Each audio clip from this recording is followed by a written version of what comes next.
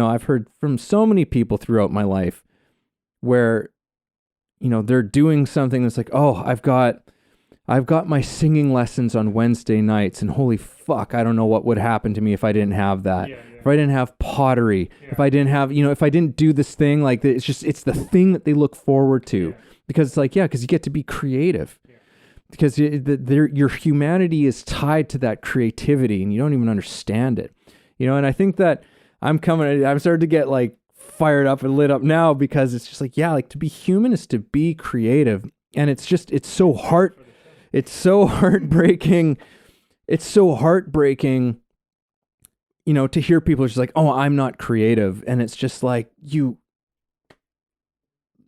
then just say that, oh, well, I'm not human. This is Way of the Artist with Brandon Colby Cook and Evan Schulte. Exploring the challenges of the creative call so that you can claim your own path and make your life a work of art.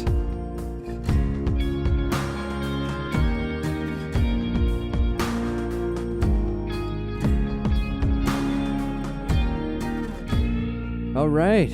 Ready. Let's do this. Podcast time. We're just diving into this one. There was no preamble, no pre-chat, but then Brandon reminded me before we started that I was introducing this one. So sometimes when we're jumping into this, it's like, oh, there's like a little bit of a feeling of pressure of how are we gonna, when we're just doing these ones where we jump in, what do you say? Because sometimes that lead-in is really, that's the thing that kicks things off. So I just very quickly, it's like, well, what's something that jumps to mind about something maybe related to the kinds of things we talk about on here? And what came to my mind was I had a chance to visit with some really, really good friends of mine who I haven't had an opportunity to catch up with in a very long time. Like these are friends who I used to see every week kind of a thing. And it's been, I've seen them, but not that good, intimate kind of time. And so we were catching up on some stuff, and just in catching them up on, sort of some of the things that I'm doing and whatever. And I started talking about acting, and I started kind of ripping on how so many directors don't understand acting. And that's not necessarily the thing that I want to get into. I don't know, maybe you want to get into that, Brandon, but I was getting into it and describing some real world examples of where certain scenes, shows, movies, where if the director had understood a little bit more about performance and acting, they could have really helped some of these actors out, especially since the particular example, I'm not going to name names here, but the particular show I was talking about had a lot of, pretty young green actors in it.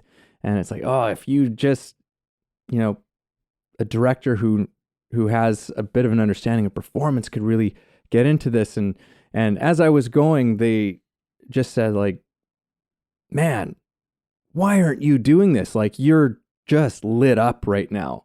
Like I was fired up, and and I was just thinking about, that's sometimes those moments of someone catching you when you are in that place of fired up passion, and how much of a gift that is when someone reflects that back to you and makes you take notice of that. Because I was like, oh yeah, that's right.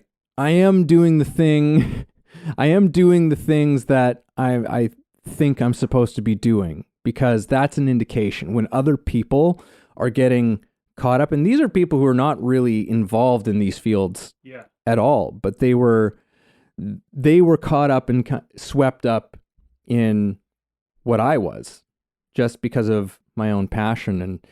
And so that was just, I don't know if that's a subject, I don't know if that's a topic, but that was just a thing that jumped into my mind just to start this thing off with. So I don't know if that gives you anything to go with, Brandon. Yeah, definitely there's something there. I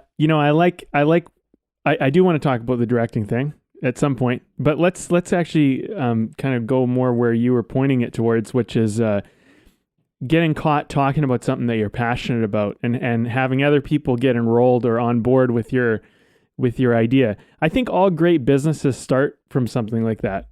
I think usually someone's like, man, there's this problem in the world, or there's this thing, and if only somebody did this, and like, what if that somebody's you? I think that's always a good question. Like, so, for the audience members out there, and maybe for yourself too, Evan, is going like, if you get aggravated about something, you go, man, the world needs more of this, or it needs this thing, or there's this problem and no one's ever confronted it. And maybe you're the person to do it. And I think it's always good to ask yourself is, could it be me? Could I be the one? Like I went through a period in my life where I was very lost and very confused, and I didn't know if I even wanted to be in the film industry anymore. I didn't know if I wanted to be involved with it. I tried some different things. I went on some adventures, and I tried jobs that were totally the polar opposite. And like I worked for a steel company for a while. I learned to drive a forklift. I did a whole bunch of different stuff. And what was interesting is when I was working at the steel companies and all of that, what was very interesting about all of that was that I ended up coming up with TV shows and ideas about these places. And I would tell people, but I'm like, this would be a great show. And I'm like, you got these wacky characters that work the night shift of this thing or whatever. And I'm just like, and people were like, that's awesome. And I'm like, and then people who I was working with were inspiring me. And it just kind of kept coming back to this. I love creating story, and I love characters, and I love all of that. So in a way, I found my way back to it by doing something polar opposite, because once I started talking about it, I realized people were getting excited about the stuff that I was talking about. And that was a cue that, yeah, okay, maybe I don't want to leave necessarily the film industry, but I will say this. I've been in the film industry for probably, I think, 25 years now. 25 years. I've been since I was a kid. And, there's things about the industry that really piss me off. Like, they really get under my skin. And they're kind of, they get floated like, this is just the way it is. This is the way the industry and the business of film works. And I'm like, I strongly disagree with that. I don't think it works that way. And I think maybe it did for some time. Maybe there's an element of truth to that. But this whole schmoozy, I was thinking about this. You pointed out something the other day, like an authentic brand. And I was like, yeah, what the fuck is an authentic brand?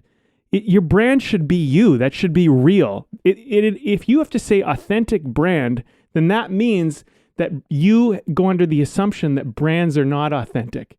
That's why you'd have to call one authentic, right? And so I was thinking about this, like the film industry is filled with that type of shit, where it's like, your authentic brand. Let's find your authentic. How about you just find my fucking brand? You know what I mean? Like, why do I have to pretend to be anybody? Why can't I just fucking show up? And then, okay, I'm getting a little lit up, but you see what I'm saying?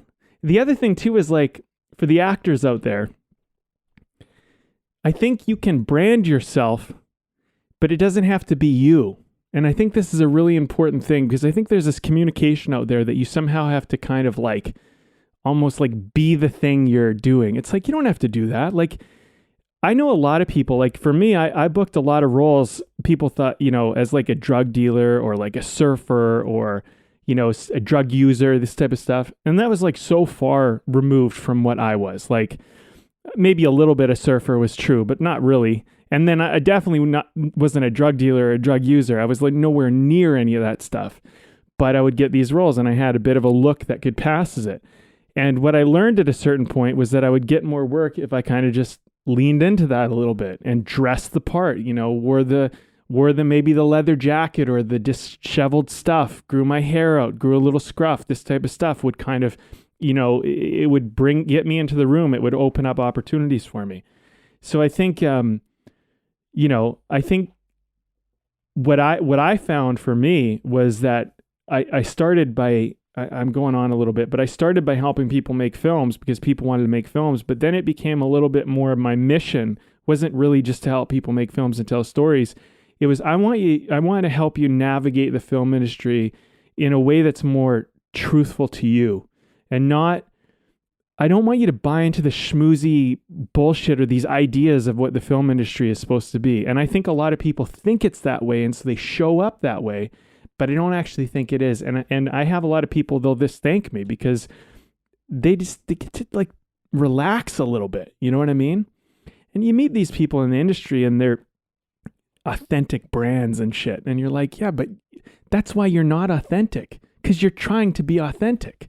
That's what isn't authentic about it. It's like authenticity you can kind of have self-awareness, but there's a certain part of you that just is going to come out. And anyway, that's, I think, what I'm getting to at the end of the day. When you're talking about what you're talking about, getting people lit up who aren't even involved in the industry, you're being authentic. But how are you going to know that's what you're being? You don't see yourself being you, right? So authenticity, I think, comes from not how do I look to the world, but more like what's coming out of me that's true. Yeah, that just makes me, and this could refer this more to acting, and, our last podcast as well, we were talking a little bit about identity and the present moment and these kinds of things. And it's in those moments where you get caught up in something, right? Where, and within acting, I always say it's like, I don't necessarily use the words caught up, but it's still completely appropriate. I'll say like something is happening to you that's out of your control. That's very much part of what I think art is about, and certainly acting and performance is like, how do you set the stage for something to happen to you that's out of your control? And when you find yourself in that place where that happening is happening, right? And there's no self-awareness of yourself. There's no there's no curation of yourself that's going on. There's just this presence of you that is there. And that thing is more you than anything, right? Like when you're really you're so unaware of yourself. It's a really bizarre kind of phenomenon, and performance is the same. It's like you're given a great performance when you're not aware of yourself, when you're not thinking about yourself, because that means your attention is on the other person. Your attention is on what's going on right now in this moment. There's because that in itself is so demanding, and worth your attention, that there's no space really for that other thing to come into play. And yeah, it's a funny thing how that works. And there was something that you said, the whole thing of branding, because that is, I'm not going to say that there isn't maybe some utility in terms of getting yourself roles and stuff like that, in terms of really giving a casting director a strong idea of what you can play. Now, any actor should always aspire to being able to play anything, because that's what, in a way, you should want. It's like you want to do all kinds of stuff and stretch yourself in all kinds of different ways. The utility of that branding stuff really comes down to a large degree, up and coming actors and young actors who are just, you're trying to get your foot in the door. And so sometimes it can be useful to be like, oh, this person is great for roles like this, right? But I think that there's still something in there in that authenticity that I think it, that fire thing, and that fire and passion still comes into it, right? Which is because knowing what people see you as is kind of important. And especially when it comes to acting, especially like it's knowing what people see you as is very useful. And in some ways, you've got to still find where the fire is for whatever that thing is, right? Because that can be very useful in terms of what is that message that you're putting out about yourself? Because to me, that's really what branding, because I really hate that word to such a large degree, but so much of it is about knowing what you're truly honestly about. Like, what is your fire? What is your passion? Because that thing has all kinds of unique flavors to it in ways that you might not even be able to communicate in a rational way, right? But there's some special sauce that's going on in that passion that is so uniquely and genuinely you. And learning how you message that, right? To me is really what it's all about, is like, it's really just letting people know in the most effective way you can what you're truly about, genuinely truly about. And then at the end of that, you can call it branding if you want. I would kind of opt to not do it, because I find that word can be such a trap for people, because it can come from a place that isn't that passionate place. Like, it can come from a purely logical place, which I understand why we do that, but it's also riddled with pitfalls when you go that way, because suddenly, but you're putting yourself out there in some concept of what you think people want you to be. Like, that's kind of the worst trap that you can fall into with that branding, where it's like, oh, well, I really don't care about this, but, I think that this is where I could be successful. This is where I could whatever. And again, I don't want to completely write that off, but I think that it's so easy to get stuck in that place. And if you stay in that place long enough, you eventually, like, there's something that starts to just rot inside you, like there's something, you just start to become stagnant and you forget what you're doing there in the first place. And then you have to go back and find what it is again. Yeah, I mean, I think over-identifying with anything there's always danger in that. I do think if you're going to try to move into the film industry and you want to have some success, you need to kind of find and pick something that you can be known for initially, especially as an actor. Because, there are some exceptions, don't get me wrong, but not everybody can be the exception. There are some exceptions, but for the most part, if you're looking at it strategically from a business point, I think what you need somebody who's not going to blow smoke up your ass, but can actually say, yeah, I could see you in this part. I could see you playing this part. And you have to look at it. Okay, like, why are people seeing me this way? Are they seeing me this way because this is like how I look or how I present myself? Like, you could change your hair, you could change the way you dress, you could do a bunch of things, but how you naturally show up might be somewhat generic and boring. And so casting has a very difficult time trying to figure out where to place you, because sometimes they just need a very specific, almost trope type of character. And if you're too in the middle of everything, they're going to go with the person a lot of the time that just looks and feels a little bit more like whatever that thing is they're looking for. And so you kind of have to, if you understand that, you can begin to get yourself in the door. And also, I wouldn't say it's just for young actors and new actors, although I do think that's an essential part to actually just getting in the door and booking some parts. But for older actors, they can build an entire career off of just being kind of like the bad guy, or being like a certain type of thing.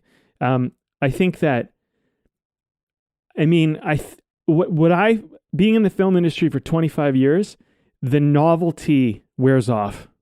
That's the best advice I can give you if you're like super excited about the film industry, is that what you're excited about today, just being on set, being in a movie, being on a show, all of that seems awesome in the beginning. But after a while, it all just kind of becomes like anything else. It all just becomes a job. And then you want to do more fulfilling work. And the other thing too is, you don't realize, because right now just getting a part is super exciting if you're new, but your colleagues, people you know, they're going to start succeeding in ways that you're going to want to succeed. And if they're going to grow and evolve themselves and you're not, you're going to fall behind. And the longer you're in the film industry, especially when you're a kid and then you grow up as an adult in it, you begin to see certain people drop away and you get to see certain people take flight. And there is if you're not, like, if you're looking at it and you're like, there's a bit of luck, there is a bit of kind of, knowing the right people. There is elements of this. People have different careers. They take off at different points in different ways. But the thing is, if you don't expand yourself, if you don't open up your options, like, you might be able to play, for example, the young drug dealing surfer guy like I was in the beginning, but like, I'm not going to play that role now. That's just not going to happen. There's no way they're casting me as that. Like, it's just, I don't even really fit the part. I could try, I could do my best, but the thing is, it's just, things have changed. I've changed, right? If I even wanted to do that.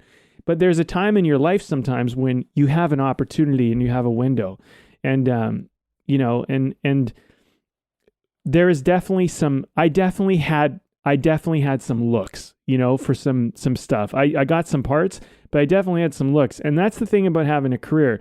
There were lots of people that were jealous of me because they weren't even getting a look. And I didn't necessarily, my looks didn't necessarily, like, I'm not talking about my physical looks. I'm just talking about those opportunities didn't necessarily transcend into a big, leading acting career. But, there's other factors that are at play, right? Like, maybe I had too much insecurity. Maybe there was other things going at play. Maybe I was trying to control too much. Maybe I wasn't letting go enough. There's other elements at play. But I think when it comes to this branding thing, like, people are trying to navigate the world. And if they can't go, okay, categorize, that's what this is about, that's what you're about, they don't know what to do with you. And if they don't know what to do with you, generally, with all the options out there, they don't do anything with you. So I think it's important to consider that you're doing that strategically. You're choosing something to work. The other thing I wanted to say is just one other thing. I don't think you can ever know yourself. I don't think you can actually have like I think what we think of as authenticity is like, I know what I'll do. I'll figure out what my ego is, and then I'll identify it, and that'll be me. And it's like, that isn't you. You're not your ego. Your ego is like a mask you wear. Like, whoever you think you are is just a mask. It always is a mask. Because in my opinion, and look, this might be my opinion, but the way I see it is, you're an infinite creative energy. You could be really just about anything at any time. And sometimes you're going to have an easier time being one thing than you will be another, but you have the resource inside of you, an energy expression that could be just about anything. So just because you've been being an energy expression in a certain way doesn't mean that that's you. It just means that you've been putting your energy that way, and you can change that. And so, but I think that we live in a world where they go, oh, you tend to show up this way, so that's who you are. It's like, no, just because you showed up even 100 times that way doesn't mean that the next time you have to show up that way. But we live as though, oh, I've already done this pattern, so I guess I have to keep doing this pattern, and that's me. And it's like, it isn't you. And also, one last thought. Who says that you chose that pattern? You might have got cast into that pattern. Like, somebody put you in that role and said, oh, you're this way. And then you just lived up to it. There's this whole thing, we used to talk about this a lot when I was a kid, about labeling. Be very careful about labeling, because once people take a label, they end up living up to it. So don't call a kid a punk, for example, was a big one when I was younger. Don't call a kid a punk, because he'll live into being a punk, because people end up getting cast in the labels that we call them. Mm-hmm. So you have to be very careful. If someone said, hey, you're this way, you're that, or they called you a name or a label, don't identify with it. Especially if it's not serving you, because it actually isn't you. It's just a mask. It's just an ego you're living into. Well, that's quite the can of worms that you're opening up there, Brandon. Yeah. Quite the can of worms that you're opening up. Yeah, I think that, I'm always, I always find it so fascinating that is it the word ego? Oh no, it's persona. That's right. It's the word persona, which is like the Greek word or whatever. But persona and ego are often, I don't know anymore. I know back like they were kind of interchangeable types of words, but persona, the actual original meaning of that word is mask, right? Just thing. And to touch on what you were saying about, yeah, we do have sort of infinite capacities within ourselves to show up in so many different ways. Daniel Day-Lewis has a pretty famous quote about that, where it's that acting is a celebration of that we contain within ourselves infinite possibilities. And I agree with that, although I might put an asterisk on that because it's like, yes, however, there's something that's still in your nature that you don't necessarily want to work against that thing, which is why, coming back to that whole thing of fire, passion, where do you get lit up, excited, whatever, follow your bliss, follow your excitement. Where those things come in is because it's like, well, that's showing you something about what your nature is.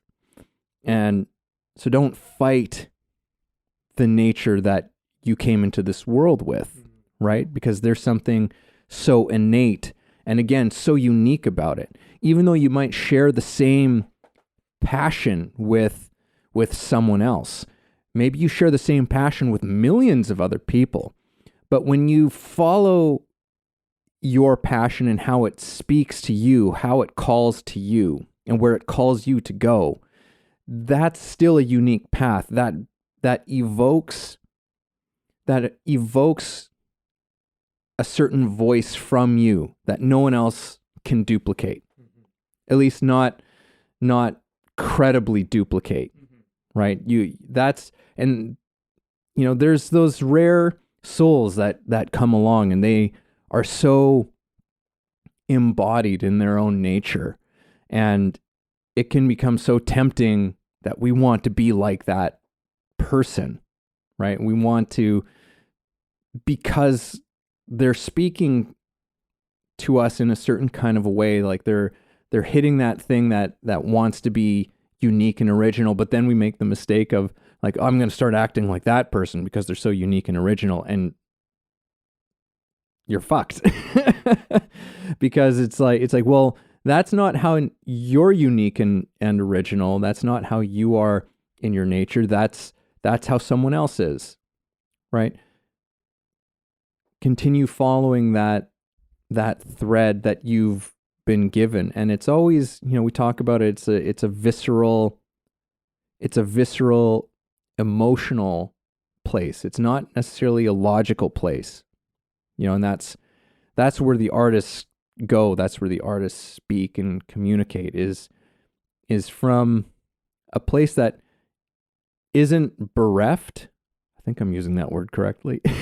That isn't bereft of your intelligence and your intellect, but the intellect is not the thing that's leading the charge for an artist. At least I don't think so. Like in great art, it's led by the heart, or it's led by the soul, and you don't necessarily have to take that literally. You can take that, the metaphorical, but there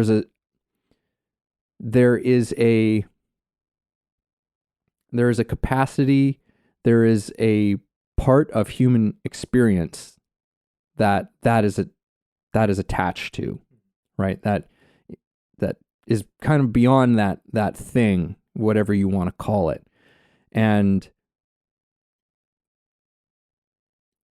that is such an incredible guiding light, North Star, in terms of, I think, how you find yourself in a way. But following that passion, following that thing and trusting it, I think is a big part of the challenge for the artist, because we live in such a, I guess, left brain, to put it in another way, like in such a left brain driven culture, and one that seems to value that more than anything else, which, don't get me wrong, it does have tremendous value, but it's only one side of the coin, so to speak. And,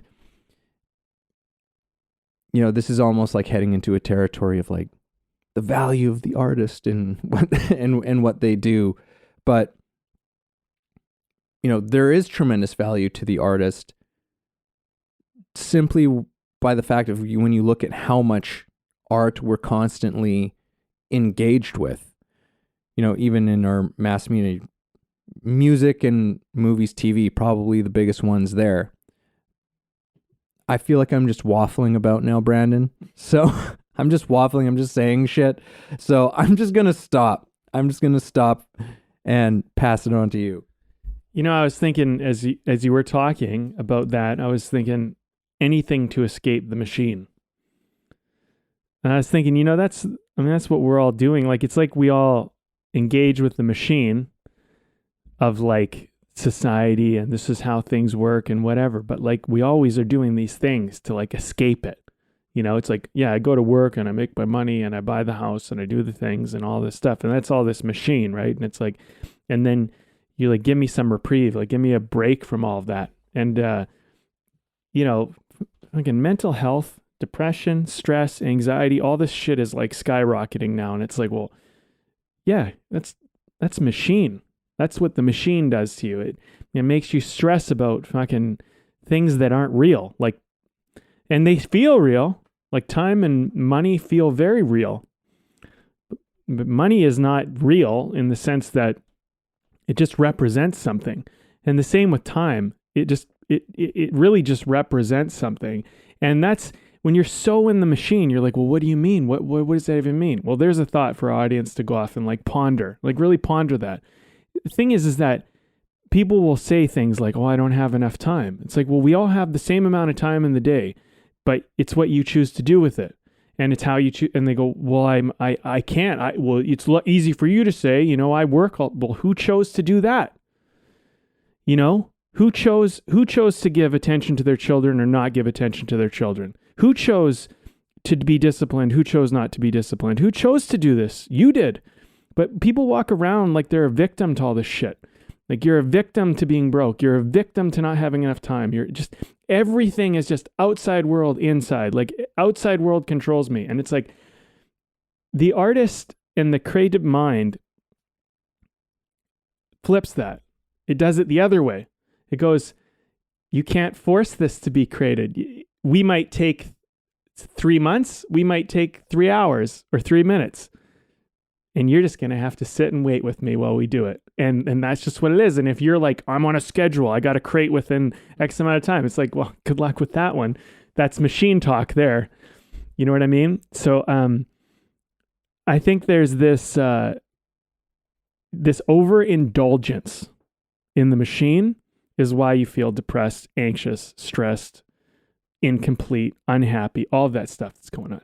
It's because you're embracing the machine too much. Listen, I love certain machines. They're great tools, right? But like, don't make your whole life that, you know?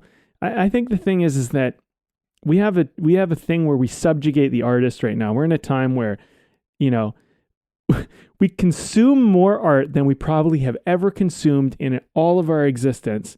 And yet we subjugate it like it's nothing. It's like, well, yeah, well, that's just this over here. And it's like, yeah, that's fucking your whole life, man.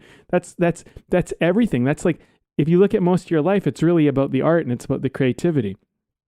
And if it wasn't about the art and creativity, life would be very bleak. But you make it about the machine. You make it about the got to do the work, got to make the money, got to do the thing. And all that shit is actually really secondary. And the thing is you've duped yourself if you give up the things that matter for things that are in the machine. Like if you make money more important than hanging out with your children, for example, you missed the fucking mark, man. Because the money and the job, none of that shit is going to matter. You know what's going to matter is those relationships you have. And you know what's going to matter is that trip you took. And you know what's going to matter is that thing you did where you created it or you did it or that moment you shared with somebody. That's what's going to matter. And at some point on your journey, I hope you wake up to that and you realize, that this stuff that you're making the priority is not what matters. And by making it the priority is exactly why you can't have it. If you make money your master, you'll always chase it forever. You'll never have enough. But if you make money a secondary to what's important in your life, you'll find that money comes in ways that you don't. Like, I'm not talking woo-woo shit here. This is reality. The reason why is it works very simply.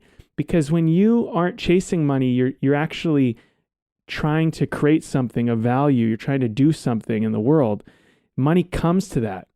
The reason why is what is money? Like, okay, let's just kind of like look at this for a second. Money is a representation of work. It's a representation of energy saved. It's value. It's whatever. Where does money come from? It doesn't fucking come from trees. Money comes from people. So you want to be wealthy, you better fucking figure out how to get along with people, because people have money. That's where money comes from. Yes, money can make money, but like, that's a whole other fucking stage of this. Don't even worry about that. If you're not at the stage where you're using money to make money, money doesn't come from money. Money comes from people. So build your relationships, enhance your relationships, go out in the world, do things, become a fulfilled person, become somebody that people want to be around, become somebody that gets excited about shit that they can enroll people in, become that, and money will come. But if you chase money, money's empty. There's nothing in money. Money's just, it's like chasing a measurement. It fucking doesn't matter. It's irrelevant. But that's what the machine does. It gets you to chase measurements. It gets you to chase things that aren't real. And yet we live in this world and we use this like left brain kind of idea to like be like, yeah, well, this is just how it works, and I wake up at 4 a.m. and I go to sleep at 2 a.m. And, it's like, yeah, but that's not why you're successful. You're successful because you're out there interacting with people, creating stuff, building stuff, adding value, like, or at least you're convincing them that you are. But it's through that. It's not through, I mention my dad every now and then because he pointed out some things to me growing up that were very important and very useful. But one thing he said to me, and I always remember this, he said, in half an hour, I can make what most people make in a day. And he's like, sales. Learn how to sell. It's true, man. In an hour conversation, I can make as much money. I can make as much money as some people make in 3-4 months. I can do that right now. And the thing is that that's because I live in a different reality than the machine. Because 1 hour conversation can open up a door. Now, granted, there's other work and there's things that are involved in that. It's not as simple as 1 hour conversation. It's not 1 hour conversation and you're done. But the thing is, the idea is that if you think time equals money, then that's the machine working. Like you're saying like, oh, these measurements make these measurements, make these measurements. It's like, that's not how it works. It doesn't work that way. It's there is a creativity to everything. And I'm not just talking about money. Also, you can buy yourself time. You can do anything you want. But if you live in the machine, the thing is what I'm saying is like anything to escape the machine. That's what I was thinking as you're talking. I'm like, that's what the artist is always after. They're like, I want to do the thing I care about. I don't want to have to do this other thing that like I trade my time for money, or I do like all the artists I know, like every one of us at some point was like, oh man, I just can't wait. But it's like, yeah, you're going to be on set working 16 hours a day, but all of a sudden that time doesn't matter anymore. Of course it does. But all of a sudden it's like, no, I got a day on set. It's a day on set. You don't talk about the 16 hours you work. You talk about the great day on set. But yet you go to your job and you talk, I had to do an 8-hour, 12-hour, 16-hour shift or some shit, right? But when you talk about when you're on film, because these artists, they love it. When they're in the film industry, they talk about, I got 5 days on set. They're all celebrating. I got all these days. They want more of it, more time. And then when you have to leave, you don't want to leave. See what I'm saying? Time and money are not real. Not the way you think they're real. And I just think it's anything to escape the machine. It's the thing that keeps going through my head. It's like, you don't want to suffer for 8 hours a day. You want to enjoy 8 hours a day. That's what you're trying to do. Right? So anyway, I don't know. That was my thought. This is a very elaborate thought, my friend. Yeah. Well, yeah, it's interesting that you brought this thing. Sometimes this term of the machine comes up on our show because it's a pretty good description of things. And I actually just finished reading the short story called "The Machine Stops" by a man by the name of E.M. Forster. And this book was written in like the 1910s. And just listening to some of the things you're saying, like just because I've been unpacking the story a little bit. And it's interesting because lots of other stories have come along that have touched on some of these elements and themes that are in there. But one of them is this thing of, because it has a lot to do with technology. And technology can be an incredible thing, useful, helpful, life-saving thing, and creative when we are being wise and intelligent about it. But one of the things that this book explores about sort of technology and the machine run amok is that there's a tipping point in which human beings are no longer running the machine and the machine is running us. And there's probably some very, more literal ways in which we can see how this unfolds. But one thing that I thought was interesting is that, and this was something that was brought up. Who did I hear this from? I can't remember now. I wish I could and give them some credit.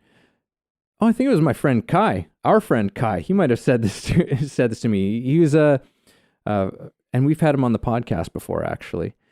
And he's got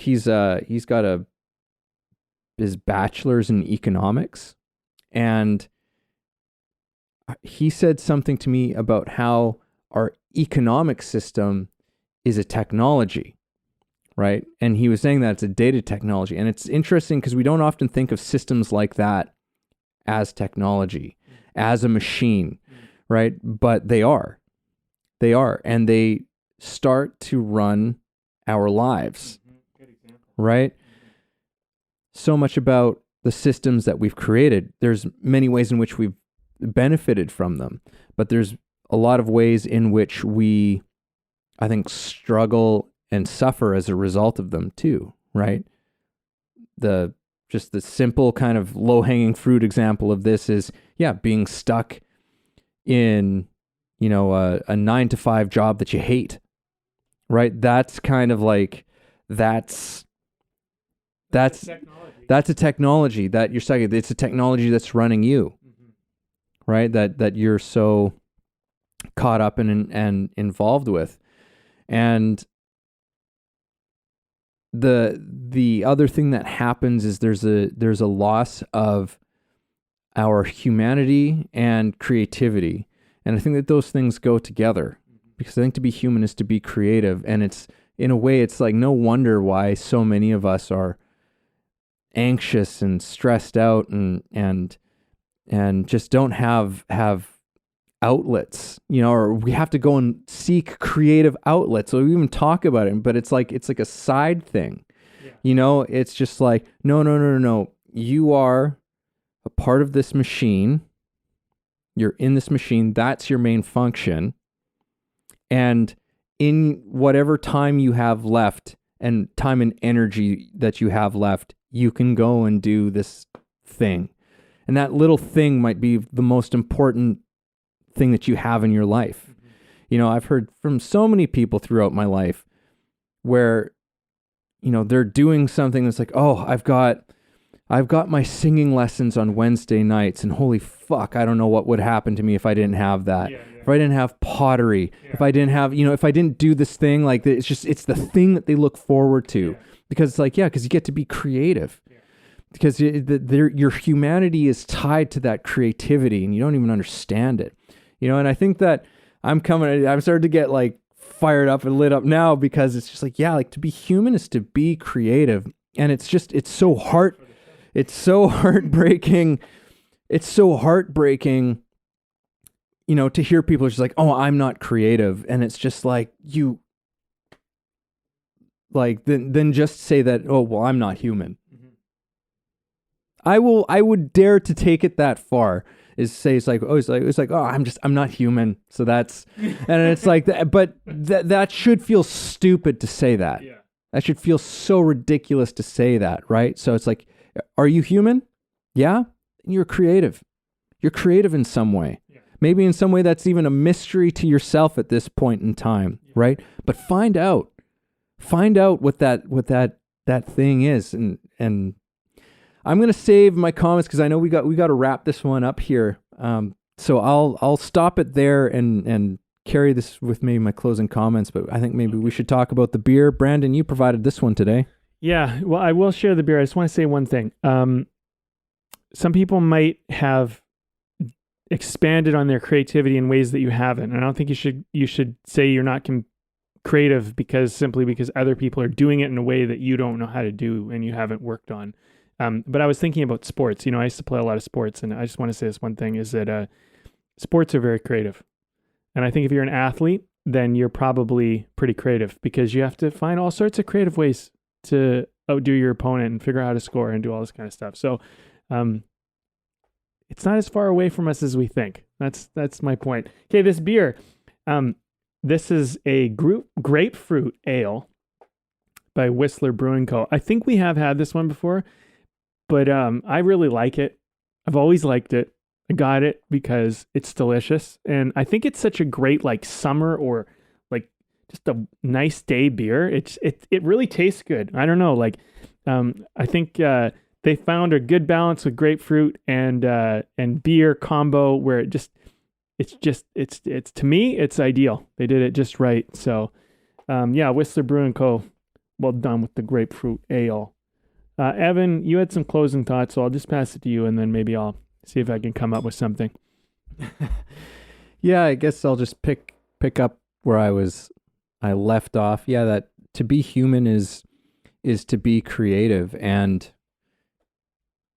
it's like I'm sort of just sifting through some of these thoughts right now as I'm speaking. So it's all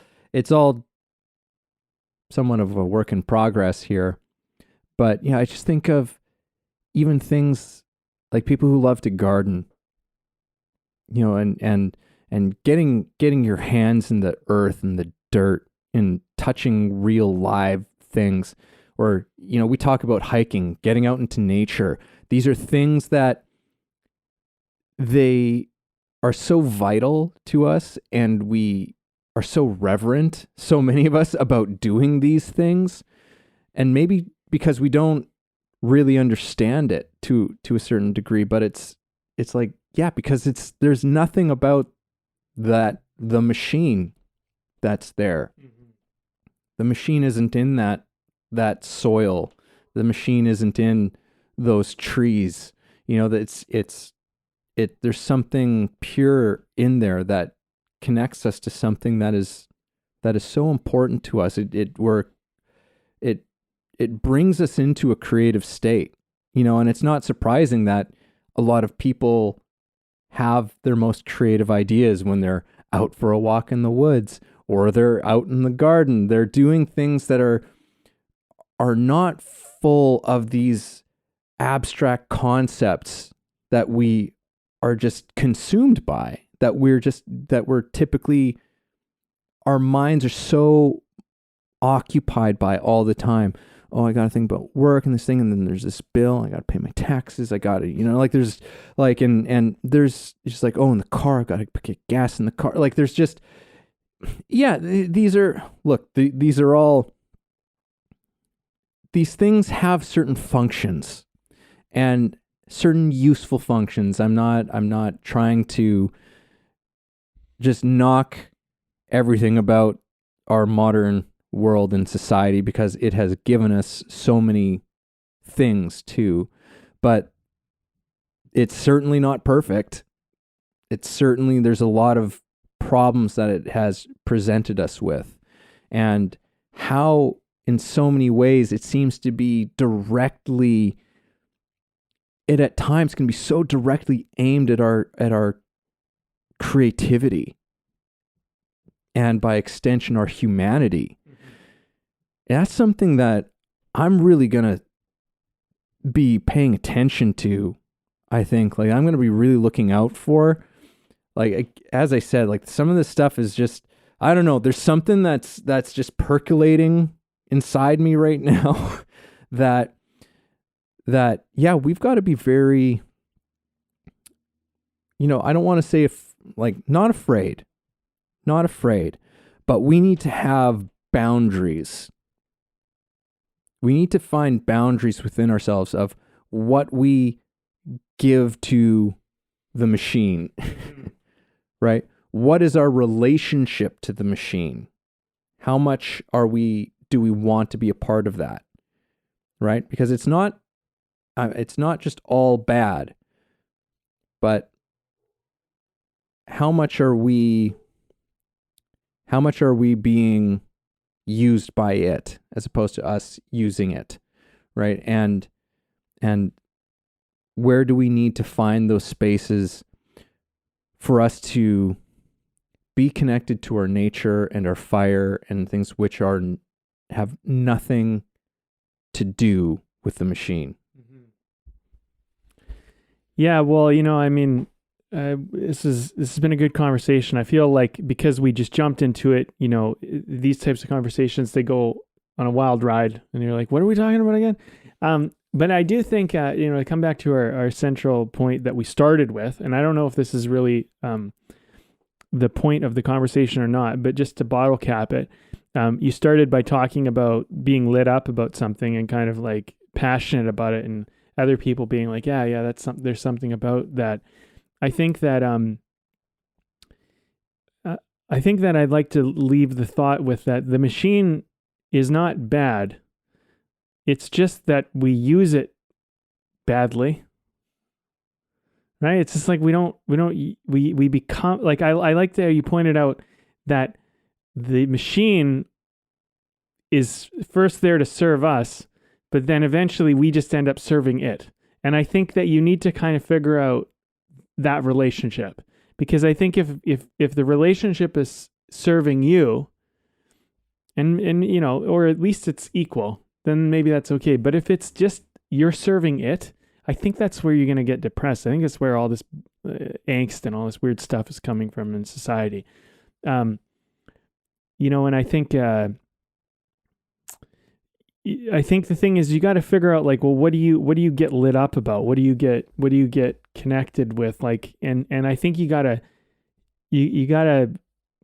either journal it or you gotta share it with people. You gotta, talk about these things that get you going, and then, and then sift through that. Like, what about that matters to me? Why do I care? What's relevant about that? Because sometimes it might not even be what you're talking about, but maybe the way you're talking about it, or it's sometimes, like, I think the creative mind, it can read between the lines of things, and, don't take yourself too literally. Like, if you're getting really lit up about something, it might not be the subject matter that you care about, but like the way in which something about the subject matter, the way in which it's being done, so like, be open-minded, be a little more flexible, I would say. And, yeah. And I mean, I think just start tracking it. I'd say, if I was going to give anybody some practical advice, and I think like what I can do and what I actually have done, but I think I'll just, it's a reminder to keep doing it, is that when I was really lost and I didn't know what I wanted to do anymore, and I didn't know if I cared about certain things that I thought I cared about for a long time, I just started tracking it. I started paying attention. It's like, what do I seem to keep wanting to do, or what am I interested in, or, and following passions, following interests, following curiosities, just go down that path, see what's there, and all roads lead to Rome is very true. Like, what you end up finding is that you go, oh, I like this over here, and it just leads to the same place. And, oh, I like this over here, and it leads to the same place. And then go, what is that place that all these things keep seeming to lead to? And there's something in that. And then you got to kind of figure it out. And it's not even clear then, but you just kind of make something out of it, you know? And then you might find out that that thing was just a stepping stone to the next thing. It's not the thing, and don't get frustrated about that. So, yeah, I mean, it's been a good conversation, man. I mean, there's a lot to chew on. So chew away, folks, and thanks for joining us. And yeah, and just start tracking what you're passionate about. And you're human, so you're creative.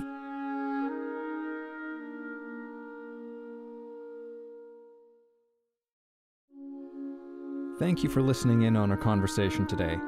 We hope you found something helpful that you can carry forward with you.